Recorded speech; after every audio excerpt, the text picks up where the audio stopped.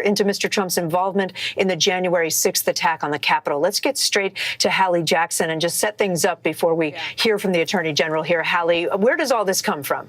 Well, this comes from the desire from the Department of Justice to try to put some space between Attorney General Merrick Garland and the Biden administration and these investigations that are happening into the conduct of former President Donald Trump. The appointment of an independent prosecutor, a special counsel in this instance, is an effort to do just that. A key thing is going to be who this special prosecutor is, right? Who this person will be. And keep in mind, Kate, you laid out there are a number of investigations now against former President Trump, not just on the state level, but on the federal level as well. We know the DOJ is looking into his handling of classified documents or mishandling of those documents that were then found at his residence at Mar-A-Lago in Florida, as well as the former president's actions up to and on the day of January 6th when insurrectionists stormed the U.S. Capitol here. This is the third appointment of a special counsel in.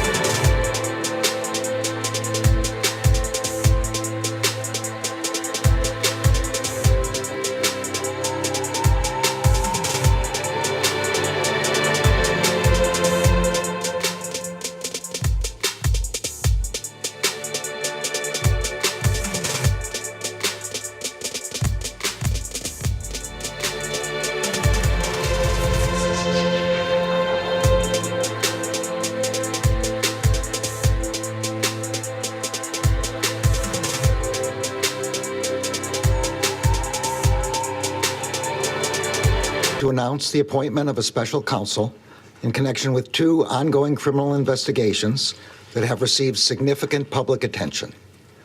The first, as described in court filings in the District of Columbia, is the investigation into whether any person or entity unlawfully interfered with the transfer of power following the 2020 presidential election or the certification of the Electoral College vote held on or about January 6, 2021. The second is the ongoing investigation involving classified documents and other presidential records, as well as the possible obstruction of that investigation, referenced and described in court filings in a pending matter in the Southern District of Florida. I'm joined today by Deputy Attorney General Lisa Monaco, U.S. Attorney for the District of Columbia Matthew Graves, and Assistant Attorney General for the Criminal Division, Kenneth Polite. Assistant Attorney General for National Security, Matthew Olson, could not be here. He is currently in Germany, representing the department at the G7 Home Affairs and Security Ministerial. U.S. Attorney Graves has been ably leading the investigations into the events leading up to and on January 6. He and dozens of assistant U.S. attorneys and other prosecutors have taken on the monumental task of conducting over 900 prosecutions in defense of our democratic institutions. Criminal Division prosecutors, under the able leadership of Assistant Attorney General Polite, have played a significant role in those prosecutions. Assistant Attorney General Olson has been ably leading the team responsible for investigating the matter, involving classified documents and other presidential records, as well as the possible obstruction of that investigation. All of the career prosecutors assigned to these matters are conducting their work in the best traditions of the Department of Justice. I also want to recognize the efforts of the many FBI agents and other law enforcement personnel who are assigned to these matters. They are working courageously and steadfastly and are serving our nation honorably. I am grateful to them. We all are. The Department of Justice has long recognized that in certain extraordinary cases, it is in the public interest to appoint a special prosecutor to independently manage an investigation and prosecution. Based on recent developments, including the former president's announcement that he is a candidate for president in the next election, and the sitting president's stated intention to be a candidate as well, I have concluded that it is in the public interest to appoint a special counsel. Such an appointment underscores the department's commitment to both independence and accountability in particularly sensitive matters. It also allows prosecutors and agents to continue their work expeditiously and to make decisions indisputably guided only by the facts and the law. The special counsel will conduct parts of the first investigation I just mentioned. The investigation into whether any person or entity unlawfully interfered with the transfer of power following the 2020 presidential election or with the certification of the Electoral College vote held on or about January 6. This does not include prosecutions that are currently pending in the District of Columbia or future investigations and prosecutions of individuals for offenses committed while they were physically present on the Capitol grounds on January 6. Those investigations and prosecutions will remain under the authority of the U.S. Attorney for the District of Columbia. The special counsel will also conduct the investigation involving classified documents and other presidential records, as well as the possible obstruction of that investigation. Today, I signed an order appointing Jack Smith to serve as special counsel. The order authorizes him to continue the ongoing investigation into both of the matters that I have just described and to prosecute any federal crimes that may arise from those investigations. Mr. Smith is a veteran career prosecutor. He began his prosecutorial career in 1994 as an assistant district attorney with the New York County DA's office. In 1999, he became an assistant U.S. attorney for the Eastern District of New York, where over the course of 9 years, he prosecuted matters ranging from gang murders of police officers to civil rights violations. From 2008 to 2010, he served with the International Criminal Court, where he supervised war crimes investigations. In 2010, Mr. Smith returned to the Justice Department to serve as chief of the Public Integrity Section, where he led a team of more than 30 prosecutors who handled public corruption and election crimes cases across the United States. In 2015, he agreed to serve as the first assistant U.S. attorney for the Middle District of Tennessee, later becoming the acting United States attorney. Most recently, Mr. Smith served as a chief prosecutor for the special court in The Hague, charged with investigating and adjudicating war crimes in Kosovo. Mr. Smith will begin his work as special counsel immediately and will be returning to the United States from The Hague. Throughout his career, Jack Smith has built a reputation as an impartial and determined prosecutor who leads teams with energy and focus to follow the facts wherever they lead. As special counsel, he will exercise independent prosecutorial judgment to decide whether charges should be brought. Although the special counsel will not be subject to the day-to-day supervision of any official of the department, he must comply with the regulations, procedures, and policies of the department. I will ensure that the special counsel receives the resources to conduct this work quickly and completely. Given the work to date and Mr. Smith's prosecutorial experience, I am confident that this appointment will not slow the completion of these investigations. The men and women who are pursuing these investigations are conducting themselves in accordance with the highest standards of professionalism. I could not be prouder of them. I strongly believe that the normal processes of this department can handle all investigations with integrity. And I also believe that appointing a special counsel at this time is the right thing to do. The extraordinary circumstances presented here demand it. Mr. Smith is the right choice to complete these matters in an even-handed and urgent manner. Thank you all. Mr. Attorney General, will you pledge to release any written report? All right,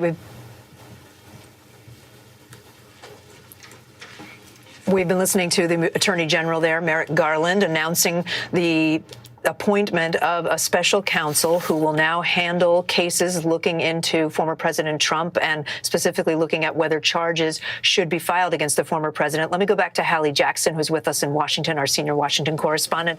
Hallie, what do we know about Jack Smith? You just heard the Attorney General say he has a reputation as an impartial and determined prosecutor, clearly trying to stress that this is someone who's impartial.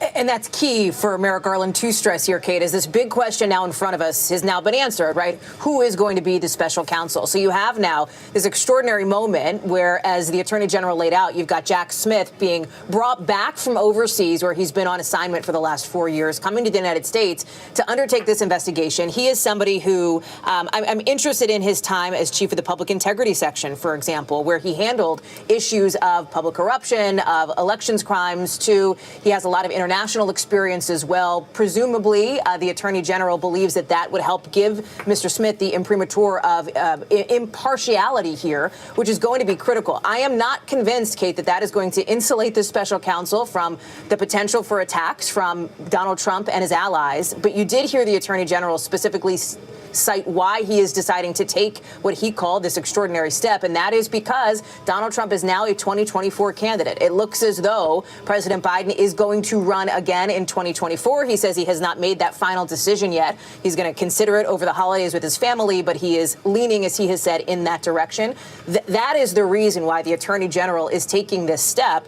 You heard him describe the work that has been done on these parallel investigations, right? The January 6th investigation, the Mar-A-Lago documents investigation, just to use shorthand. Those investigations are going to continue now under the purview of Mr. Smith. Kate. And let me go to Chief White House correspondent Kristen Welker. Kristen, I know you tried to ask a question of the president about this issue, and he declined to comment or say anything. I assume we won't hear much from the president on this because that's the whole point, right, is keeping some distance. You're absolutely right. I was just at an event with President Biden. He was talking about the economy. I was among the reporters who tried to get him to respond to this news, and he declined to comment. And a White House official sort of echoing that posture, Kate, who says DOJ makes decisions about its criminal investigations independently, and we are not involved. So I would refer you to DOJ for any questions on this. We're going to get a briefing with the press secretary, and I anticipate we will get very similar answers. The reason for that, because this president has been very clear. He wants the Department of Justice to be independent. That is traditionally what we have seen from presidents throughout history. Now, of course, former President Trump broke with that precedent in various instances, and that was one of the key campaign promises of President Biden. Now, the politics of this, not insignificant, Kate, and you just heard Hallie talk about it. The fact that President Biden has said that he intends to run for office again, but he hasn't made that final decision. He's going to huddle with his family over the holidays and try to get their take and really make that final determination. So how does this impact his final decision? We know that obviously the administration, watching very closely, but he has said that what happens with former President Trump, what happens with his predecessor, his timeline for announcing, which of course he just announced, will not impact his own timeline or his final decision, Kate. All right, Kristen Welker for us at the White House. Let me go to Carol Lamb. She's a former U.S. attorney and NBC News legal analyst for us. Nice to see you. If you're this new special counsel, Jack Smith, what's your first step? These investigations have been going on for months and months, and now he's being put in position of trying to figure out if charges are warranted. You're absolutely right. And that's why his first step is going to be, especially since he's been overseas for the past few years, he's going to have to get briefed on a very detailed level with what the facts are and what the facts are that have been uncovered so far. That's not a bad position to be in necessarily, because in my view, the investigations have been done very well. They've been very cautious. They've been done extremely carefully. And I think that there's a lot of record there for him to look at. I'm very, very pleased that the new special counsel is somebody who has public integrity experience. In other words, he was the head of the public integrity unit at the Department of Justice, because that's a position where he has had to make decisions about criminal prosecution in the political context. And therefore, his judgment is going to be very well informed by a lot of his prior experiences. And Carol, would you think that this will take time, given everything you just said? I would think we're not looking at hearing about any potential charges for a while now. Yeah, it is going to take time, because there's just no way that he can make this decision quickly. He not only has to get caught up on all the facts, all the twists and turns, but also all the possible defenses. And then a lot of people within the Department of Justice have to be consulted as to the best route to take here. This is not like a drug case or a murder case where there's a lot of well-worn precedent here. And that's why I think his former experience as somebody who has had to deal with these very, very difficult judgment calls is so important here. I think it's an excellent choice. Carol Lam, thank you so much. Let me go back to Hallie for a moment. Hallie, you've covered the Trump campaign for a long time, the inner circle of the Trump White House. Have you heard from anyone? Has Mr. Trump said anything so far about this? And if not, what might we expect? Yeah, nothing yet, Kate, at least not officially. Yes, obviously, I've been on the phone with some folks in that world. And here's what I think I'm comfortable saying, Kate. Listen, and just to make a point on the timeline here, look at Robert Mueller's investigation, right? That took just under 2 years, meaning, we are here in 2022, the end of 2022, as Donald Trump has announced this presidential run. What happens in 2 years from now, if that is a similar timeline, you're running right up against Election Day in 2024, when Donald Trump could very well be the Republican nominee for president, right? I think what you are likely to hear, Kate, is a brushing off of the appointment of this special counsel, because what I have heard for months now is that former President Trump remains aggrieved. He feels aggrieved. He feels as though he just didn't get a fair shake, not just from the media during his 4 years at the White House, but from the institutions of what he has often dubbed the so-called deep state, right? The politicization, as he sees it, of the FBI and the DOJ. That came to a real head after the search warrant was executed at Mar-A-Lago just a couple of months ago, and it was revealed, of course, that the former president had apparently taken these classified documents out of the White House improperly here. You saw not just the former president, but his allies in Congress and beyond decry what they saw as a politicized DOJ. I have a hard time seeing how the tune will suddenly change because of the appointment of this special counsel, Kate. All right, Hallie Jackson for us in Washington. Also, Kristen Welker, thank you so much. We will obviously have much more on this breaking story this evening on NBC Nightly News and coming up on NBC News Daily for the West Coast and other parts of the country. I'm Kate Snow. Thank you for watching.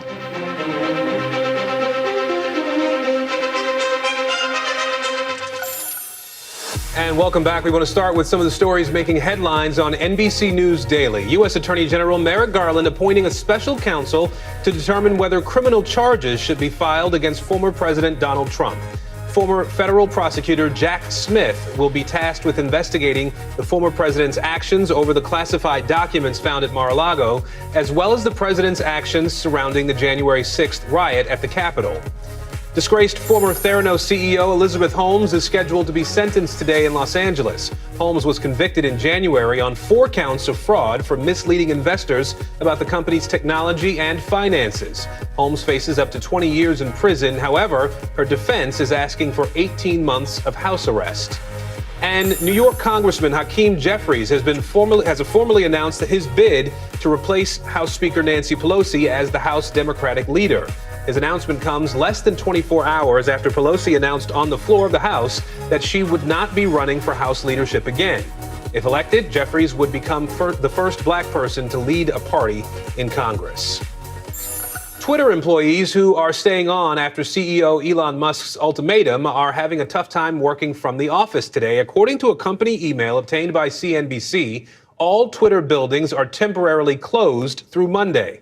That's after a wave of new resignations there. NBC News senior reporter Ben Collins has been following this story for us from the beginning. So, Ben, let's start with these offices, if we can here. Why did Twitter decide to shut these offices down through the weekend? Well, they're worried about subterfuge. They're worried about people coming in and, maybe basically ruining the website because they have left. And there's a lot of people who have left. They're down to hundreds of employees from the 7,500 they had, to begin the month, almost a month ago. But